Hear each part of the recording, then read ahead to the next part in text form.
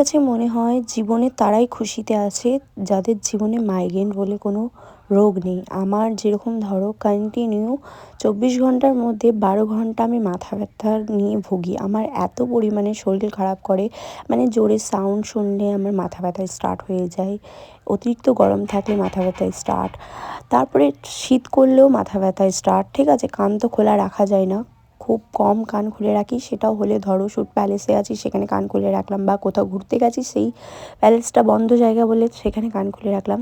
আর এই যে এই ভিডিওটা দেখছো, এই ভিডিওটা কালকে রাত্রি 12টা 12:30 নাগাদের ভিডিও। মানে আমি জাস্ট মানে এত পরিমাণে আমার মাথা ব্যথা করছিল, আমাকে আধা ঘন্টা থেকে নিয়ে 1 ঘন্টা এই মেশিনটা মাথায় ইউজ করতে হয়েছে। মানে মাইগ্রেনের সমস্যায় আমার অর্ধেক জীবনে দুঃখ অটোমেটিক চলে আসে। মানে আমার দুঃখ বলতে কিছু নেই, আলহামদুলিল্লাহ সব কিছু পারফেক্ট আছে, বাট এই যে রোগটা, এই রোগটা আমাকে ভীষণভাবে পরেশান করে।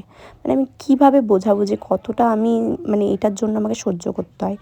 কোনো মানে ওকেশন হওয়ার আগে আমার মাথা ব্যথাটা আগে শুরু হয়েছে। যেরকম আমার বার্থডের দিনও আমার বার্থডের জন্য সব কিছু প্রিপারেশন হয়ে গেছে সন্ধেবেলায়, কিন্তু আমি 2 ঘন্টা মাথা ব্যথার জন্য একটা রুমে সাইডে পড়ে রয়েছি। মানে আমার মাথা এত ব্যথা করছে, এই মাথা ব্যথা আমাকে পাগল করে দেবে মনে হয় একদিন।